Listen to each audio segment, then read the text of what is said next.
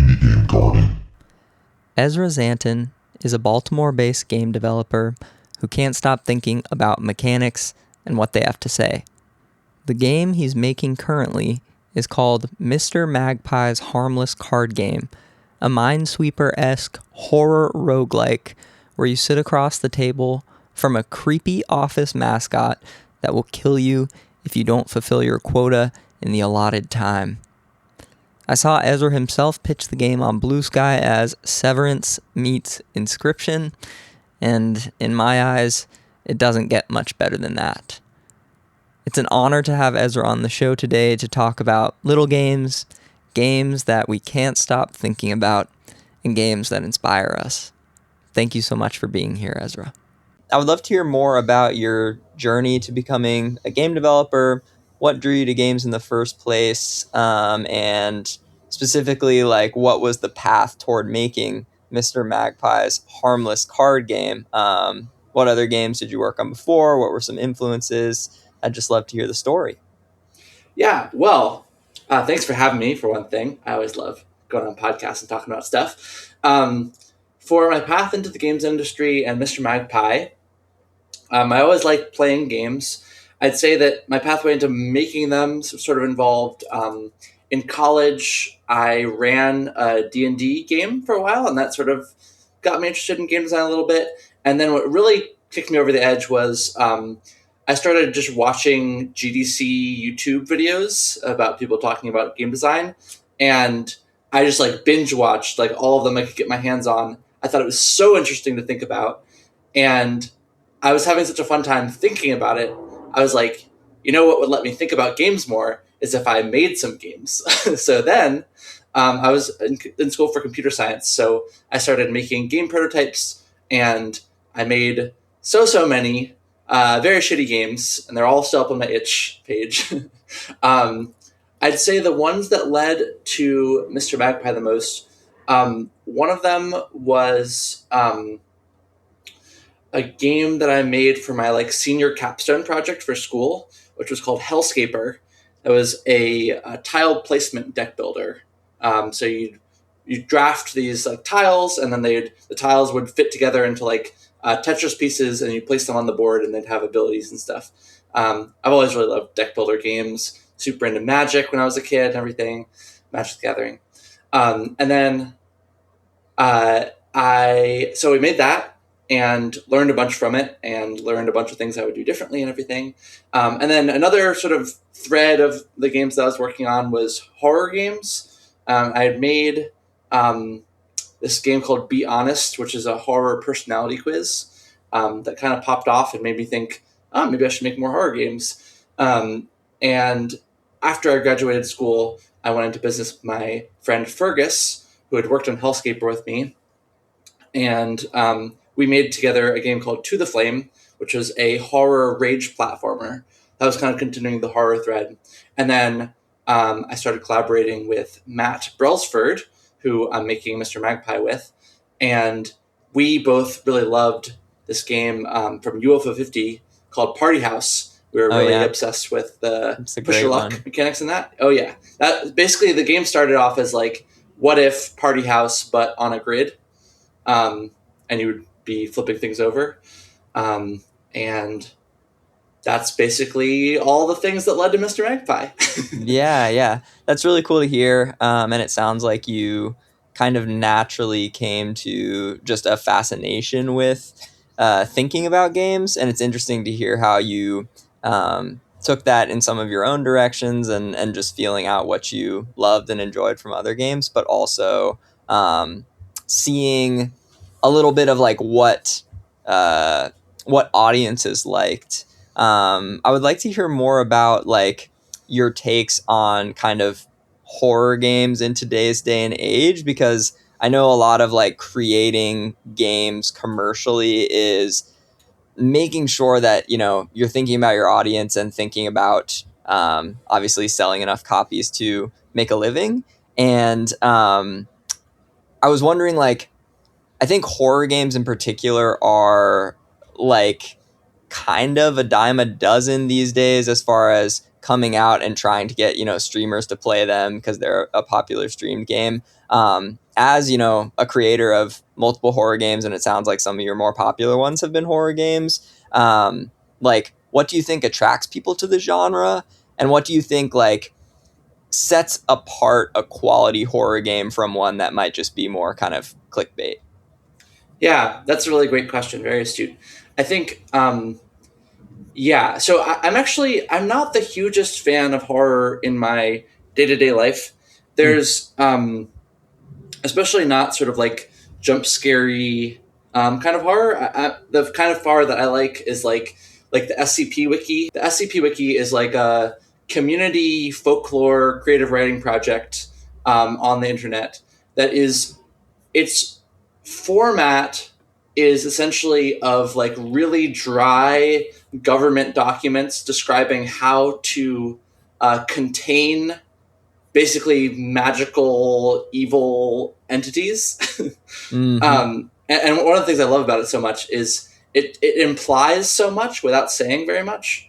And it's kind of like there's a rule people say sometimes of like, don't show the monster. Like, as soon as you show the monster, it's less scary than what it was in your imagination.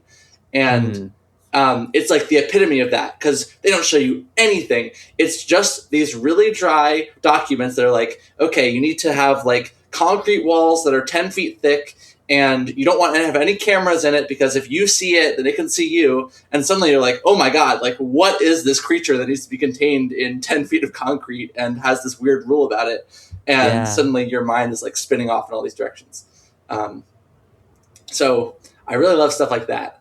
And be honest, I tried to explore some of that stuff, but basically implying what the creature is from descriptions, or not even from descriptions, like from the kinds of questions that it's asking you. Like, it starts asking you repeatedly about your eyes, and it just makes you sort of concerned that it is so interested in them. Yeah, that is fascinating, as far as like whether it's storytelling in a novel or a movie or a game. It does seem like some of the best horror is by implying something's there but not showing it to you as you're saying.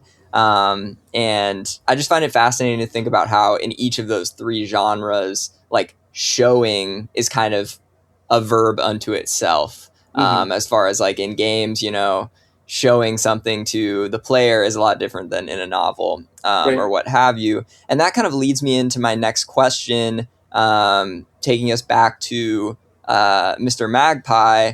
It's a game interested in, obviously, horror, with the kind of central mascot that is a caricature of, I guess, it's kind of creepypasta, but it's also this kind of game-specific language of like this thing that is considered to be like cute or endearing a lot of the time in a mascot. You just like tweak that a little bit or push it farther across the line and it becomes so horrible, kind of like at its most base, like people's fear of clowns, if you will.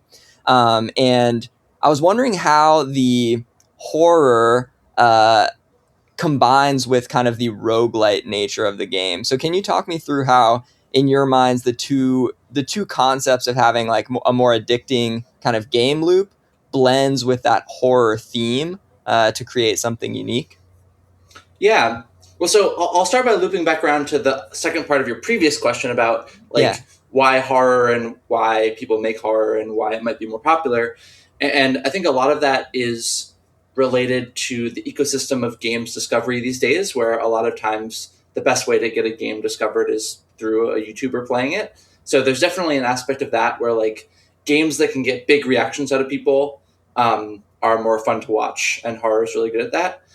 There's also an aspect of a lot of horror games are not very replayable, partially because of this thing of like, once you show the monster, it's less scary, so they tend to be shorter, and people tend to enjoy them being shorter. So when you say horror games are a dime a dozen, like, that actually is sort of by design, where it's like you're not really meant to play a lot of those games very long. So you can have someone who's churning out like a big body of work of these things, and players can go through and play them all over time.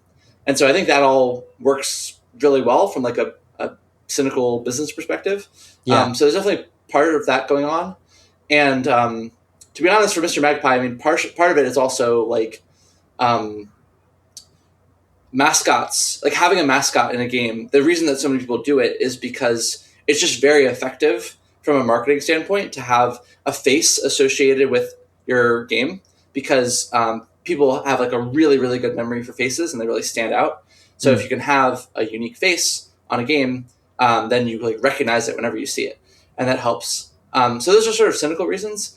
The not cynical, more artistic reasons for it are I really loved Inscryption, and I think one of the things that's so fun about it is the feeling of sitting across from somebody, which I think is lost in a lot of card games, because like single player card games are really, really great for a lot of reasons, like digitally.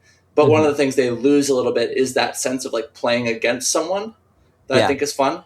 And especially playing against somebody in an environment that is threatening, or like where you feel like you're on the back foot, I think is a emotion that I enjoy a lot. So I like being able to put that in our game, to be like, you know, you're being threatened by this puppet, and it's kind of played for laughs, but also it's kind of creepy. And I like having a game with some atmosphere, where it feels like you're kind of like in a place, even if it's a place that might not be very pleasant, it's like a different place that's interesting and all that stuff. Totally. Yeah, I was thinking about Inscryption a lot in kind of the lead up to this episode, because I've seen you know, cited as a direct influence. And it's one of my favorite games of all time as well. And I just thought that one of the things that is unique about it, and I saw some folks kind of alluding to this as they were playing Mr. Magpie and reviewing it online, is that, as you said, you see a lot of like player versus computer card games. I mean, Slay the Spire 2 coming out in early access is obviously a super huge hit example of that. Yeah, but yeah, there is something about like the gaminess again of, there's a game you're playing on the virtual table and you're sitting across from someone in a virtual space, that like make it feel a little bit more expansive and immersive in that sense. And I think like just the idea of like being able to stand up from the table in a game like Inscryption, and obviously do little puzzles and environmental things, does add so much texture to like the core game loop of when you're sitting down at the table. And it also adds like tangibility, right? Like one of the things I was noticing from watching some trailers and poking around in your game is like, even just, you know, having the timer that's being manipulated, and being able to like see the blood stains on some of the cards, like it does change the vibe in a way that adds a lot of aesthetic value to a game, which I think is something that as a player I think about a lot. And I wonder like how much as a creator is that interesting to you, or is that more like window dressing for the mechanics and those are what fascinate you, or is it all one package? Yeah, well, kind of both in a way. I like what you said about tangibility. I think that is important. Like, I have complicated feelings about like immersion as a end unto itself, because I think that can be overplayed sometimes. But there is something about feeling like you are sitting somewhere, or feeling like you are doing something that is sort of can be transporting about a game in a similar way that a book can be transporting. But like, you know, games can do that, and it's nice to have them do that. And having honestly, sound effects help a lot with that, but also the visuals, of course. And I've lost my train of thought. Can you remember what the question was? Yeah. The question was just like, how do you view the aesthetic value of a game, particularly like this 3D card game, when put aside, or like when compared to the mechanics? Yeah. Right. Okay. So the way that I think about it is definitely from the mechanics side of things, but I've come to view it as more holistic than I used to.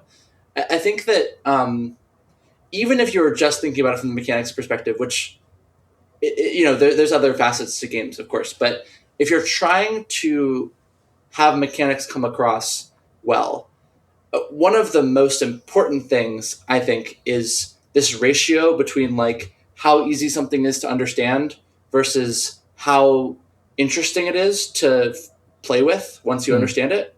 And I'm always looking for ways of maximizing that to make it really easy to understand and really interesting to play with once you understand it. And all of the visual stuff are tools to increase that. And, you know, like even just the idea of having a deck of cards, that communicates something. It communicates that it's a set of things that are going to be randomized in some way. They have a front and a back, and people know what that means. And you can add things to a deck of cards as opposed to, you know, if you have a dice is a very different form of randomness where maybe you can change the sides of dice. That's already really weird. Like no physical dice, except for some very weird examples, do that. So you can't really change them. You can't really add sides to a die usually. Dice are never really like face up or face down. Like they can have a face showing, but that's different. So like it really like justifies and explains the mechanics. And especially making Mr. Magpie, one thing I had on my mind, I had been really interested in what makes a game feel fair. And especially when you're dealing with randomness, it's really easy for a game to feel unfair. And so like if you're going to make something random, how to make it feel fair. And one of the things that I came to was this idea that like if there was some alternative thing you could have done to win, even if it was completely random, like in rock, paper, scissors, or if you're dealing out 3 cards and you're asked to choose one of them and one of them's good, one of them's bad, one of them's neutral, even if it was totally random, I think if you select a card and flip it over, that feels more fair than if you see like a spinner spinning around, or, I mean, God forbid it's like a random number generator and it just tells you you won or you lost. You know, people hate that because it feels like you had no control over it. It feels like the computer could be cheating. You have no insight into how that works. But suddenly once you put 3 cards on a table, it's like very obvious that there was a 1/3 chance, even though computers are very, you know, capable of skewing that if you wanted to. Mr. Magpie doesn't. All the cards are like, once it deals them, they're the cards that they are. But so there's like a lot of ways in which the visuals complement and like change how people perceive the mechanics. So that's all really important. And then of course, like for getting people interested in the game, you know, like the tip of the iceberg, so to speak, is mostly the visuals. And we're still trying to figure out how to best like talk about Mr. Magpie in public, even though it's been a while. It's like we're so focused on making the mechanics like really, really fun that it's hard sometimes to back up and be like, okay, to someone who's never seen this before, what's interesting about it? And I think the main thing, to be honest, that's interesting about Mr. Magpie is, hey, it's a horror card game and it's creepy. And so, you know, that's basically 100% the visuals and 0% the mechanics. Right. And it's so fascinating that someone might play the game, you know, having no insight into its creation, and purely kind of respond to it based on its look. When, I mean, I don't know, you tell me, but it seems like perhaps a majority of the development time could be making the game feel fun, you know? And Definitely. So it's interesting that those two things need to intersect to create a positive experience for the player while also being, of course, worthwhile for the creator and selling the game and making sure it is received well.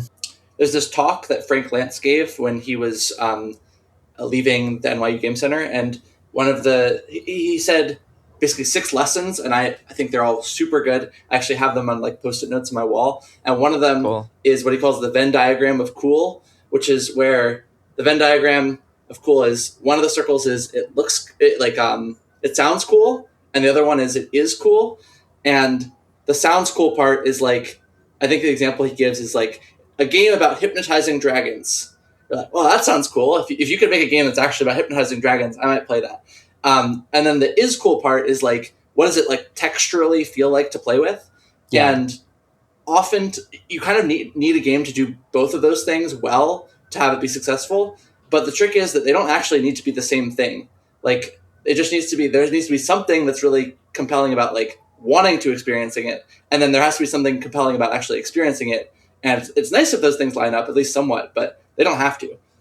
Yeah, that's a fascinating insight, and maybe I'll be able to find that talk and link it in the show notes because I think it would be informative as well. So I appreciate you citing it. I was wondering, like, obviously you have mentioned that a lot of your formative design experiences have occurred alongside at least one collaborator, and I was wondering a little bit more broadly as far as, coming up with the inspiration to make games and working as a part of a team. What does like being a part of a community of game makers mean to you? Whether that's just, I like working with my partner on Mr. Magpie, or does it mean more as far as like supporting other creators, all the boats rise type of thing? I was wondering just what the sense of community and game development meant to you. Yeah. Well, honestly, it means a lot. I think that one of the really, really wonderful things about the games industry, at least the parts of it that I've seen, is that people are very willing to help each other out.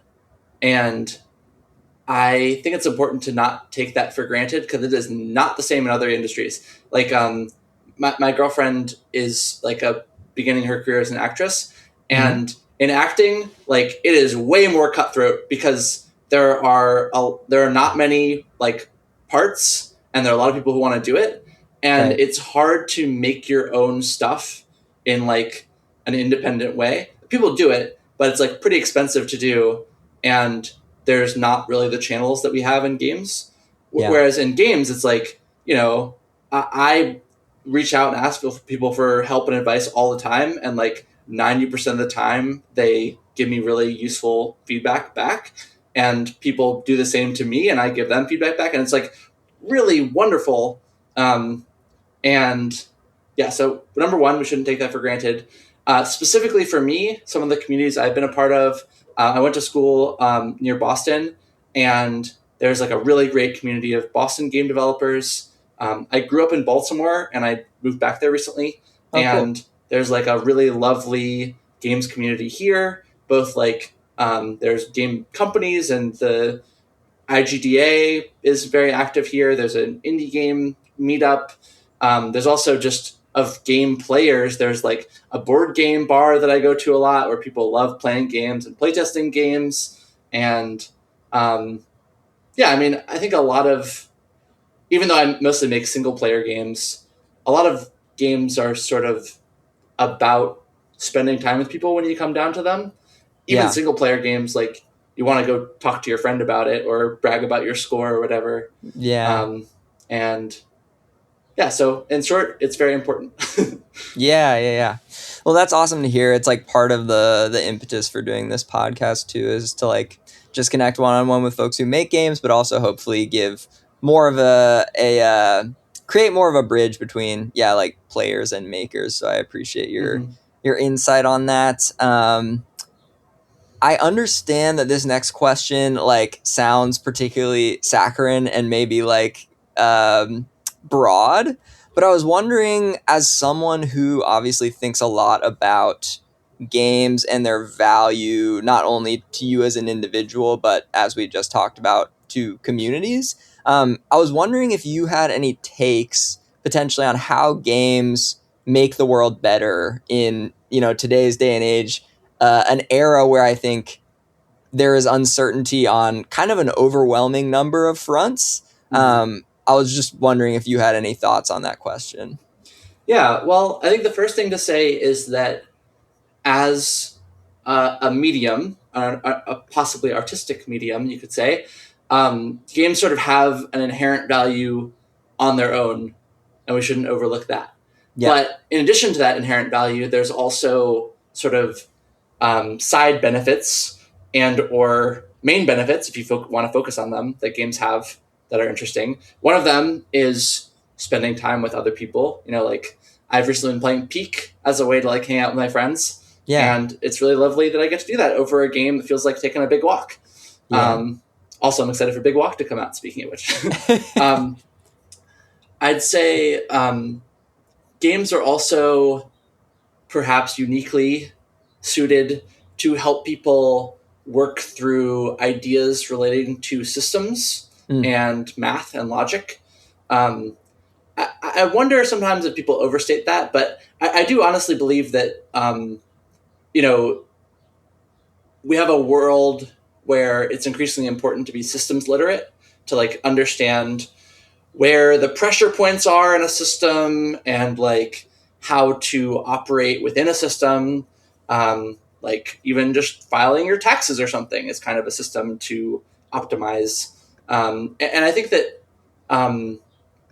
actually one of the reasons that like sort of choose one of three roguelike kind of games are in vogue these days is because they ask you to play around with systems and synergies and try to come up with a plan that sort of maximizes the options you have available to you, which I think is sort of a toy version of a thing that people are doing all the time in their day-to-day lives and their careers. So yeah, those are a couple of ways I feel like games can help. Another one is, I think it's easy to forget this one when you're at a time in your life when you're busy, but there's a lot of times in people's lives where they're just really bored or like need some sort of distraction. Like either you're in high school and you're sort of bored with what's going on, or maybe you're having an illness or something and you just want to be distracted for a while from the real world. And games are really good at doing that.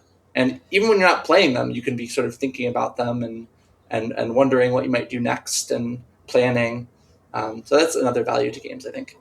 Totally. Yeah, I think a lot about how, you know, games can be spaces, and it is the type of thing where like that is not a wholly positive or negative concept unto itself. But I think like as you were saying, in a time when a lot of people desire escape from whatever situation they're in, it is wonderful to me that we can like carry these spaces in our pockets in a lot of cases, or have, you know, access to spaces that even just 10 years ago would have felt fantastic. So I really appreciate those answers. I was wondering, like, if you could give some advice to an aspiring game designer, maybe they're just at the stage where you were, just kind of avidly consuming these GDC talks, but not really sure where to start. What would be some advice that you would give to that demographic of folks? Yeah, good question. I mean, I think this is kind of the advice that everyone gives, but I think they give it for a reason, which is just start making games. Like there are so many tools for making games. You could make just a card game and paper if you wanted. There's a bajillion game engines that you could use. Once you start making something, you can start with just like trying cloning some game that you like Snake, something small. That's the really tricky part. Sometimes people bite off more than they can chew. Actually, a lot of times people bite off more than they can chew, because before you start on something, it's hard to know how much it's going to take to do it. Like even, I mean, it depends on what sort of framework you're using, but something like having two things collide with each other is hard. Like there's whole algorithms about edge detection and when they overlap each other that you need to do. So really the smallest possible thing you could think of, to try to start with that and then start adding some wrinkles onto it. I'd also say like building up your taste is really important, and like playing a lot of games, and maybe even more importantly, consuming a lot of things or just experiencing life that are not games, and thinking about what it is that you like about them specifically, and wondering which aspects of whatever you're experiencing gave you that feeling, and whether you could, like, what's the smallest possible way you could get at that feeling through a game. Yeah, that's fascinating. You kind of hit both ends of the spectrum, I feel like, as far as an answer that everyone says and an answer I've never heard before, as far as like that advice. So that is awesome. Yeah, I've never thought about that in particular as like an impetus to make games, as far as like recreating maybe potentially compressed versions of the feelings that you enjoy outside and in the world with whatever you're doing. But that is so well put. I can give an example. Yeah, I'd love to hear it. I enjoy cooking. I'm not super good at it, but I enjoy it. And one of the things that a very specific feeling that I enjoy is like, let's say you go get a rotisserie chicken from the grocery store, and then you like take off the meat and then you boil the bones for like a soup and you have the meat separately. It's like taking something apart and like using the different parts of it. I mean, even in that example, it's like, okay, I already like, a lot of things were processed before that. But like, even just, I don't know, there's something about like taking something apart and then using each of the parts for a different thing. Yeah. That feels very satisfying to me. It's like not letting anything go to waste. Right. And that's a thing that I don't feel a ton in games. Maybe Minecraft has it a little bit. Like you can like harvest things. Yeah, I was going to say some of the building stuff. Or survival or cozy kind of build on that idea, but in a much more expansive way.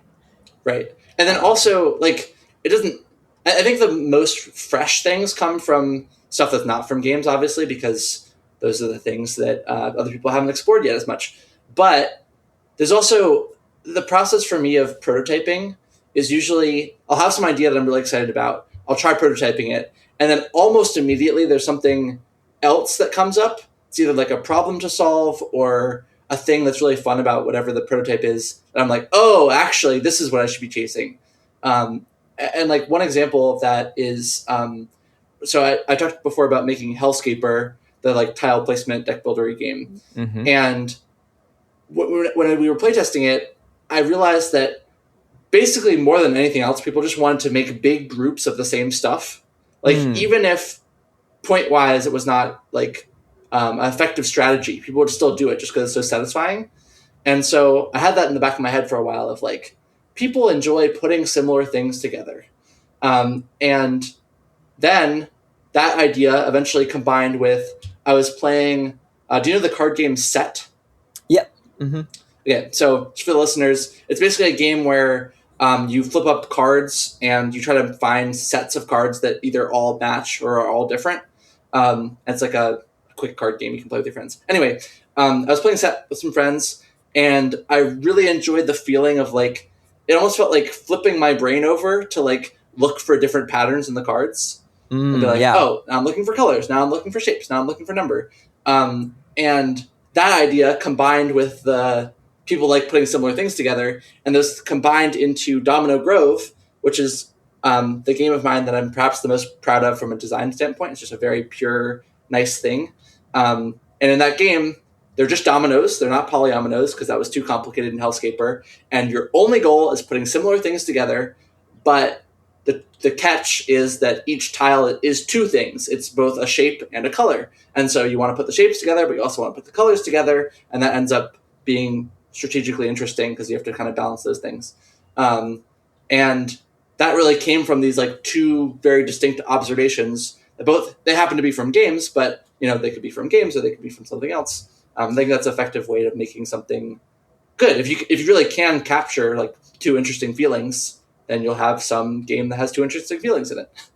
Yeah, that is such great advice. Thank you for it. While we're on the topic, I was wondering, so obviously I'm going to include the link to like wishlist Mr. Magpie on Steam, but I was wondering like for listeners who want to check out maybe some of your other work or some of your more, less commercial games, is there a place to do that? Are you on itch.io or where can they do that? My itch page is perfect. We can put that in the show notes too, but it's basically just so my full name, which will be in the episode title and everything. Nobody else has that name, so if you just search it, it'll come up. Sweet. And you can scroll down and see all of my crappy games from when I was in college. And hopefully, the reason I leave them all up is because I felt inspired when I saw game makers that I looked up to having that like really big body of work, and I could go see their older games and see how they'd evolved over time. So yeah, there's a lot of like really old, really janky stuff, a lot of experiments, but yeah, that's the process. Old and janky stuff is the stuff that I love, so I'm definitely going to be diving in deeper there as well. While we're on the topic of kind of giving a developer's perspective or advice, I was wondering, like, this is a question I like to ask game devs because I think it allows them to, in a way, respond to a somewhat hostile environment of like gamers, as far as like people love to go online and just like say one mean thing and then like move on to the next thing, without like fully understanding maybe the work or joy that went into making a thing, whatever it may be. And so I was wondering, like, if you had a megaphone that could reach people who identify as players but who aren't as interested in making games per se, is there anything that you wish they could know about the developers whose art they consume, or like what goes into making a game? Hmm. Yeah, well, it's really hard. Yeah. People spend a long time making the games you enjoy. Um, I I think the biggest thing you can do for a game developer that you like is to just tell them, especially like specific things that you like about their work, because games are so weird in that like as a designer, you're designing a system which will then interact with a person, which will then produce an effect. And it's kind of like, so in a painting, when if you make a painting, you can just look at the painting and see the painting for yourself. But for Right. a game, it's almost like a painting that you can't see unless someone else is looking at it. Hmm. um, and like you can a little bit, like one of the reasons I'm enjoying working on Mr. Magpie is that it's a game that I still enjoy playing because it is so replayable. Mm-hmm. So I can sort of experience it, but even then, it's this weird, like not a way that most players would experiencing it, because I'm thinking about everything I want to change about it and what I might design next. And also, I've played the game way too much because I've been working on it for so long. So, like, just having people talk to you about your games and what they enjoy about them is like the greatest experience ever as a game developer. And that is a Mm-hmm. gift that you can give them. So, that's what I would suggest.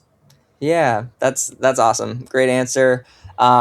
Looping back to kind of some of the advice that you gave to aspiring game designers, about like living life outside of games and finding out what you enjoy. I was wondering what's something that keeps you like feeling nourished and whole in your life outside of games. Yeah. Well, I mean, spending time with friends is a huge one, obviously, and family. Um, I like cooking. I really love going on a walk and like Yeah. looking at trees. Looking at trees is like top tier relaxing activity for me. Um, I know you said outside of games, but one thing I've just been really enjoying these days that is a game, but it's sort of like a folk game, not very games industry y game, is there's this form of Magic the Gathering that you can play called Cube, which is where, so in Magic, you make a deck and then you play with it. There's different ways you can do that. One of them is called drafting or limited, which is where you show up and you make the deck while you're there. So it's like very even playing field. Everyone can it sort of has an opportunity to make a deck that might be the similar power level. And normally, the way that you do that is you buy packs of cards and make them from those, but that's kind of expensive and at the whims of a big company. So what you can do instead is get one person to have a big collection of cards and then just divide the cards up into packs and then draft those. And that's called Cube.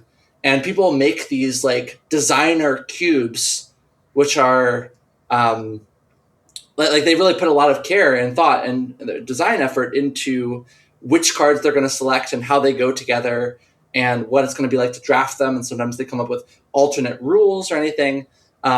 So especially if you played Magic before, but honestly, even if you haven't played Magic before, if you find a local like cube scene near you, Baltimore has a really great one. So I'm maybe biased, but I'm sure there's ones in other cities too. Highly recommend seeking it out. Very community oriented, very fun, very cheap. It's like free pretty much unless someone's charging something. Um, Yeah. yeah, That's awesome.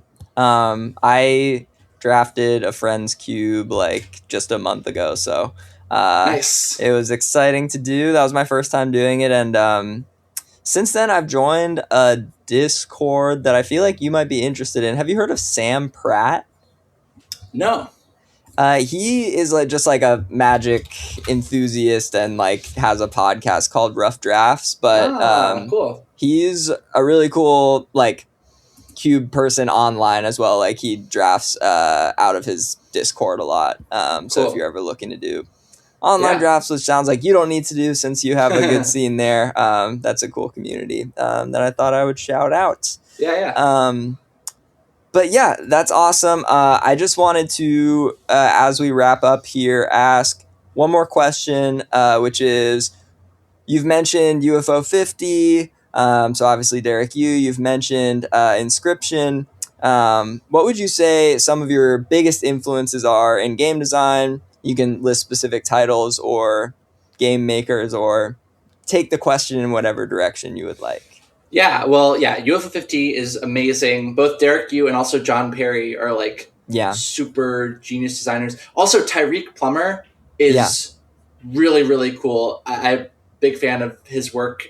Actually, his GDC talk was one of the ones that really exploded my mind at the time, called They're Made of Meat. It's about health systems in games. Very, very cool. Let's see. Who else? I think occasionally I'll like go through and play games on itch, like just little games on itch. I think playing small games is very inspiring to me because they let you see what's possible in sort of a minimalist framework, I guess. Asher Vollmer, who made the game Threes, made this game called Royals. That's like this tiny game that I think about a lot. It's like very mysterious. And then there's also there's a deck builder on itch called Retromine that is a deck builder that really distills down the idea of balancing economy with like short-term objectives. I could go way off on that game. It's so good. But I just recommend it. If you like playing Mr. Magpie, you probably enjoy that too. Like we said, I've been playing a lot of Slay the Spire 2 recently. There's a game called Holder of Place. That's a really cool auto battler that just has like immaculate vibes all the way through and like interesting synergies and stuff, which I love. I guess that's a good list for now. A stellar list, I would say. Particularly folks who are like interested in the kind of roguelike or auto battler or deck builder scene. There's a lot there for them. Well, great. For folks who want to follow along with your work, obviously we'll be posting like the itch page and the place where you can find Mr. Magpie on Steam. I was wondering, like, if folks just want to follow along with your work, what's kind of the best way to do so on the day-to-day? Yeah, well, if you're interested more in Mr. Magpie specifically, we have a Discord server that we only link to it from the game, from inside the game itself, just to prevent like spammers and stuff from coming in. But if you see that link, I'm hanging out there. I talk to players all the time. I really enjoy it. So that's one place. I am on Bluesky, also just Ezra Szanton. I don't post a ton there, but that's how we connected. So that was fun. Just my itch page is where I post anything I'm working on pretty much. Just Ezra Szanton, my last name Szanton. And like I said, I'm the only person with that name, so if you just search me, everything related to me will come up basically, and you can see what I'm working on. Amazing. Well, the one and only Ezra Szanton, thank you so much for being on Indie Game Garden. It was such a pleasure talking to you, and I'm super appreciative of your time today. Thank you. Thank you, Johnny.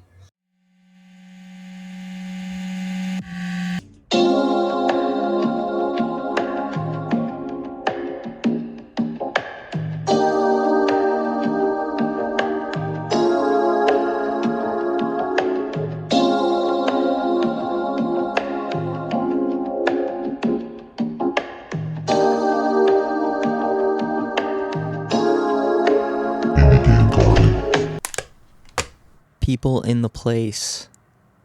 If you want to get down. I don't know why I have Black Eyed Peas references in my head today. That was Ezra. What a thoughtful, wonderful soul. He mentioned he's from Baltimore, and I might be moving back east soon. So I would love to just grab some coffee with him, play a board game sometime, and pick his brain. Super thoughtful. super insightful. And as I said at the beginning, it was an honor to have him on the show.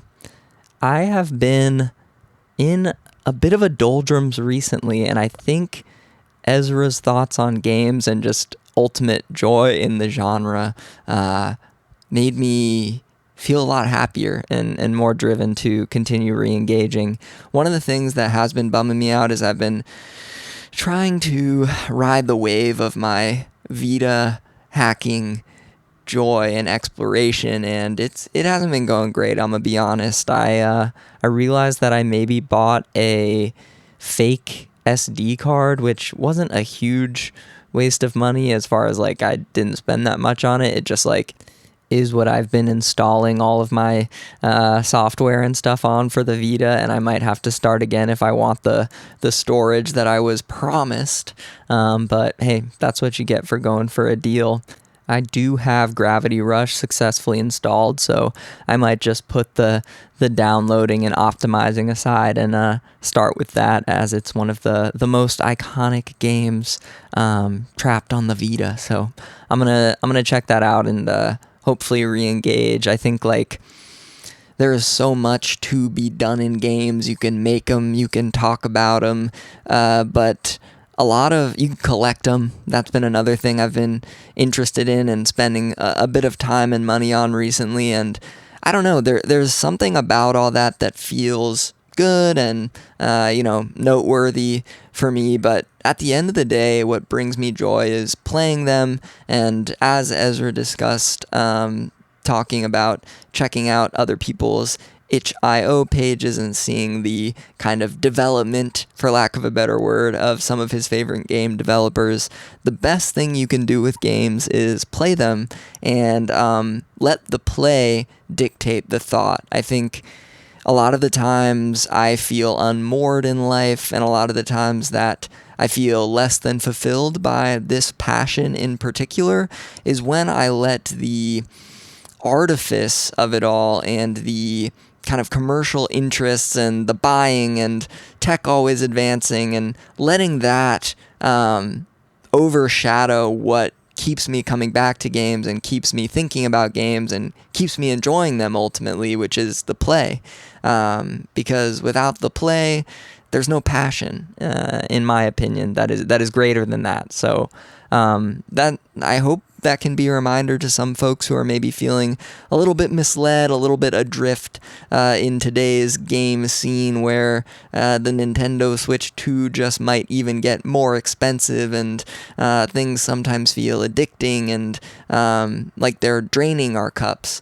I think there's a lot to be said for just going back to some of your favorite games or trying some games that are a little bit less graphically or technologically intense or demanding, and just like engaging with their systems, engaging with kind of the very simple and elegant ways that they can bring us joy and rooting our joy there. And as I always like to say on this show, imagining that we each are a root in a giant tree that is a joyful tree, and the roots and the taproot is going down so far that it's breaking through this concrete layer of apathy that has developed in our soil as a human race that is bent on kind of these polarizing social media standards, and just a world that is getting darker and darker if you look at public events. I think we can come together as a public, as a community,